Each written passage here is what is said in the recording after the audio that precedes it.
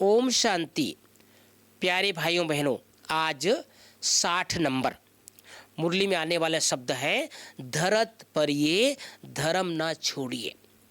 हम सब अनेक बार इस बात को सुने हैं और कई दुनिया में ऐसे हैं जो अपने जीवन में कोई सिद्धांत बना लेते हैं, कोई नियम बना लेते हैं, उस नियम पर बहुत अटल रहते हैं, बहुत अडोल रहते हैं।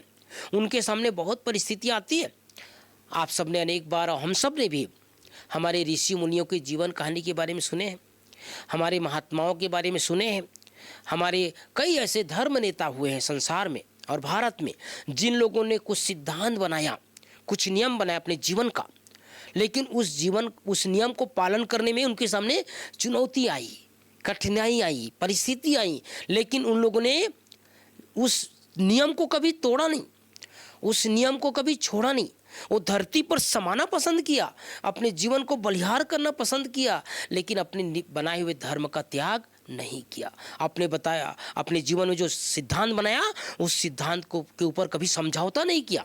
जैसे ब्रह्मा बाबा ने, हमारी दादियों ने, हमारी मम्मा ने, उनके सामने कितनी चुनौती आई।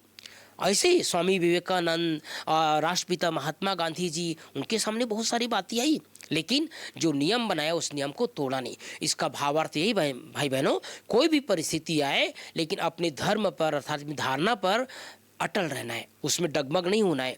ईश्वरीय नियम सोन्नति के लिए बनाए जाते हैं। जो भी ईश्वरीय नियम है, आप सब अपने देखे होंगे, बाबा के घर में जैसे प्रवेश करते हैं तो वहाँ 10-15 प्रकार का ईश्वरीय नियम लिखा रहता है। खान पान का शुद्ध रखना है, दृष्टि अच्छा रखना है, यहाँ पर कोई भिखारी किसी प्रकार का भिखारी संकल्प नहीं करना है, ऐसे बहुत सारे नियम रहता है। वो हमारी उन्नति के लिए है, उनको अपनाने से ही स्वयं को लाभ होता है। था कितनी भी विकट परिस्थिति हो, हम अपनी धारणा और नियम पर अटल रहें, उस पर अडल रहें और सदैव आजीवन अपने जीवन पर्यंत इसको पालन करते रहें, चलते रहें। ओम शांति, ओम शांति।